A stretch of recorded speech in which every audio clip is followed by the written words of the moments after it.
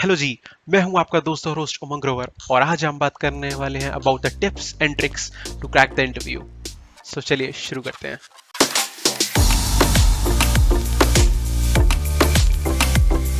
इस वीडियो को बनाते टाइम मैंने अपने खुद का एक्सपीरियंस मतलब जो मैंने इंटरव्यूज दिए हैं उनमें से 80-85% मैंने क्रैक कर लिए थे और अब तो मैं अपनी कंपनी में खुद भी इंटरव्यूज लेता हूँ, तो वो सारा एक्सपीरियंस मैंने इसमें डाल दिया है। First point, good vibe. So give your interview a decent smile throughout the interview. आप उसको ऐसे मत समझिए जैसे वो आपको इंटेरोगेट करेगा, वो सिर्फ सवाल सवाल पूछेगा और आपको बिल्कुल मुंह झुका के जवाब देना है। नहीं, आप उसे एज ए टीममेट समझिए अपना। वैसे सॉल्यूशंस डिस्कस करिए। अब जब वो आपका टीममेट बन चुका है तो वो भी तो आपको हेल्प करेगा।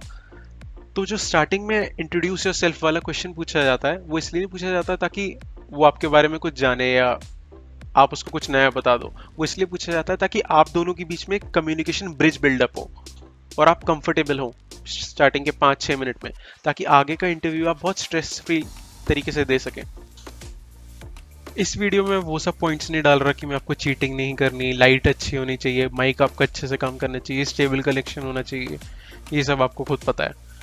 बस एक छोटी सी टिप ये दूंगा कि जो कपड़े पहनोगे वो लाइट टोन के पहनना अच्छा लगता है। ब्लैक थीम अच्छी नहीं लगती किसी को, मजा नहीं आता। कोई अगर सुबह से 10 इंटरव्यू ले चुका हो उसके साथ उसके बाद अगर आप ब्लैक कपड़े पहन के बैठ जाओगे तो इतनी अच्छी वाइब नहीं जाती। लाइट टोन कपड़े पहनना, हो सके तो ब्लू ही डाल लेना, प्रोफेशनल लगता है एज इन इंटरव्यू में बैठा हुआ। अब आ जाते हैं टेक्निकल पार्ट पर। मैंने एक डीएसए की चीट शीट बना रखी है, आप उसे जाके देख लीजिए। काफी प्रोबेबिलिटी है कि मैक्सिमम क्वेश्चंस इसी में से आ जाएंगे। तो जब आपको कोई सॉल्यूशन पता होता है तो बहुत आसानी रहती है उसकी अप्रोच डिस्कस करने के लिए। आपको पता होता है कि उसका ब्रूट फोर्स अप्रोच कैसे निकल के आई, ब्रूट फोर्स से ऑप्टिमाइज्ड अप्रोच आप कैसे दोगे और उससे बेस्ट अप्रोच कैसे निकल के आई। क्योंकि जो इंटरव्यूअर होता है उसको ये नहीं देखना होता कि आपने सॉल्यूशन दिया या नहीं दिया, उसको ये देखना होता है कि आप उस सॉल्यूशन तक पहुंचे कैसे, आपके दिमाग ने वो सॉल्यूशन कैसे बनाया, आपकी प्रॉब्लम्स को सॉल्विंग स्किल्स कैसी हैं। एक और पॉइंट कि जब वो क्वेश्चन बताए स्टार्टिंग में तो उसके क्वेश्चन को अच्छे से सुनना, समझना, उसके सारे पॉइंट्स पर ध्यान देना। मैं एक अपना इंटरव्यू एक्सपीरियंस शेयर करता हूँ कि ये जो हाइड्रोजन के टाइम पे मेरा जो सेकंड इंटरव्यू हुआ था उसमें क्या हुआ था कि कोई एक क्वेश्चन दिया था मेरे को और इसमें धीरे से वो एक पॉइंट लिखा हुआ था छोटा सा कि no elements will be repeated. तो वो मैंने ढंग से देखा नहीं और सुना, उनकी बात भी नहीं सुनी, मैंने सीधे कोड करने बैठ गया। तो आखिर तक आते आते मैंने ये तो सॉल्यूशन तो निकाल दिया था पूरा, लेकिन मेरे को ये नहीं समझ आ रहा था कि मैं डुप्लीकेट सॉल्यूशंस जो निकल के आएंगे वो कैसे हटाऊं। तो मैंने उन्हें वो बोला कि डुप्लीकेट सॉल्यूशंस नहीं हटा पा रहा मैं। तो उन्होंने कहा कि एक बार स्क्रॉल अप करके फिर से क्वेश्चन देखो, जब डुप्लीकेट एलिमेंट्स ही नहीं है एरे के अंदर तो डुप्लीकेट सॉल्यूशंस कैसे निकलेंगे।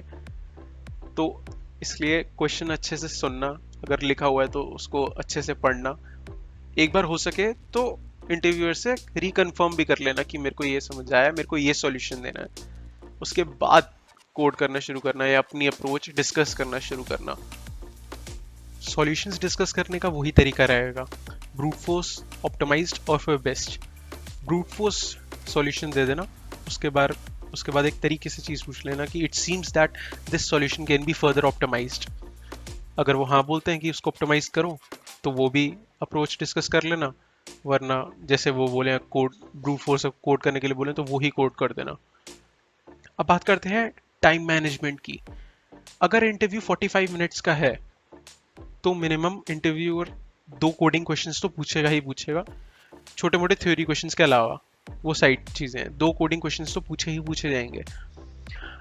अब वो कोडिंग क्वेश्चंस आपको ध्यान रखना है कि ब्रूट फोर्स से लेकर ऑप्टिमाइज्ड और बेस्ट सॉल्यूशन को डिस्कस करने से लेकर कोड करने तक आपको मिनिमम 12 से 14 मिनट लगने ही चाहिए और मैक्सिमम 17 से 18 मिनट लगने चाहिए, इससे ज़्यादा नहीं। अगर आप इससे ज़्यादा लगाओगे तो इंटरव्यू का फ्लो खराब हो जाएगा, क्योंकि ऐसे 2 कोडिंग क्वेश्चंस करने हैं आपको और एक शुरू में इंट्रोडक्शन भी रहेगा और इधर उधर थोड़ा बहुत डिस्कशन भी होगा। तो अगर इंटरव्यूअर सोच के आया कि उसे 2 कोडिंग क्वेश्चंस पूछने हैं और आप एक ही कर पाए और दूसरा नहीं कर पाए, और या दूसरे में उसे उतना सेटिस्फेक्शन नहीं फील हुआ, तो चांसेस बढ़ जाएंगे आपके रिजेक्ट हो जाने के। या अगर आपने बहुत स्पीड तरीके से 3-4 क्वेश्चन 15-20 मिनट में ही कर दिए। मैं जब इंटरव्यू लेता हूँ तो कुछ लोगों को देखता हूँ कि वो कोडिंग में बहुत प्रो होते हैं, यूजुअली हम सारे आजकल बस डीएसए ही करते हैं अपनी इंजीनियरिंग में। तो तीनों चारों क्वेश्चंस 15 से 20 मिनट में वो खत्म कर देते हैं।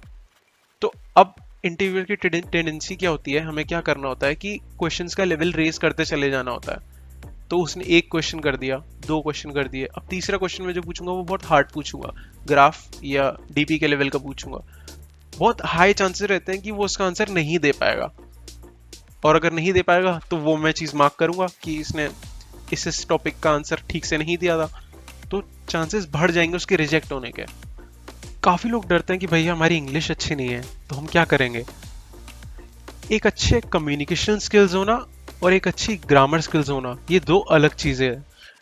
अगर आपकी ग्रामर ठीक नहीं है और कम्युनिकेट आप अपना सॉल्यूशन अच्छे से कर देते हो इंग्लिश में ही, भले ही टूटी फूटी हो, तो काम बन जाएगा, सही रहेगा। किसी को एक परफेक्ट ग्रामर वाला बंदा नहीं चाहिए, थोड़ी बहुत इंग्लिश आती हो और आप अपना सॉल्यूशन कॉन्फिडेंस के संग पुट फॉरवर्ड कर सकें, बस इतना ही एक्सपेक्टेशन होती है आपसे। अब दो तीन पॉइंट मैं हाईलाइट कर देता हूँ ताकि आप उन पे स्पेसिफिकली ध्यान दें। पहला, give your interview a good vibe. अगर इंटरव्यू को ये फील होता है कि आप उसको एक अच्छी वाइब दे रहे हैं, आप ऑल टाइम स्माइल रखते हैं अपने फेस पर, और वो आपसे इंप्रेस हो जाता है, तो अगर आप एक दो सॉल्यूशंस, छोटे मोटे क्वेश्चंस का आंसर नहीं भी दोगे तो भी वो इग्नोर कर देगा। क्यों? क्योंकि उसको अच्छा लग रहा है आपके संग बात करके, वो चाहता है कि ऐसा बंदा मेरी टीम में काम करे मेरे साथ। तो अगर ऐसी अगर आप वाइब देते हैं तो चांसेस बढ़ जाएंगे आपके सिलेक्ट हो जाने के। दूसरी चीज, थिंक लाउड। आप जो सॉल्यूशन सोच रहे हैं अगर आपको वो पता भी है तब भी उसके सॉल्यूशन तक आप कैसे पहुंचे, या अगर आप बिल्कुल कोई नया सॉल्यूशन सोच रहे हो और सोचते सोचते आप हिट एंड ट्रायल मेथड से करने की कोशिश कर रहे हो, सॉल्यूशन निकालने की कोशिश कर रहे हो, तो थिंक लाउडली, ताकि इंटरव्यूअर बोर ना हो। वो जो 15-20 मिनट आप लोगे सॉल्यूशन निकालने के लिए, वो आपके लिए बोरिंग नहीं होंगे, 15-20 मिनट यूं निकल जाएंगे। लेकिन जो इंटरव्यूअर होगा, जो बैठ के आपको बस देख रहा है, सुन रहा है, उसके लिए बहुत बोरिंग हो जाएगा अगर आप उससे डिस्कस नहीं करोगे, बात नहीं करोगे। तो जब भी आप कुछ सोचते हो या अपनी कॉपी पे कुछ कर रहे होते हो, तो थिंक लाउडली, और साथ साथ बात करते करते कि हाँ मैं ऐसे कर रहा हूँ, अब ये आई यहाँ पर आ गया, जे यहाँ पर आ गया, तो ऐसे ऐसे करते करते अच्छे से सॉल्यूशंस कन्वे करना अपने उन्हें। और टाइम मैनेजमेंट मैंने जैसे कि बताया अभी, आपको अच्छे से सिलेक्ट भी करवा सकता है और अच्छा खासा सिलेक्शन रिजेक्शन में भी कन्वर्ट करा सकता है। तो सब्सक्राइब कर दिया करो यार। मिलते हैं नेक्स्ट वीडियो में।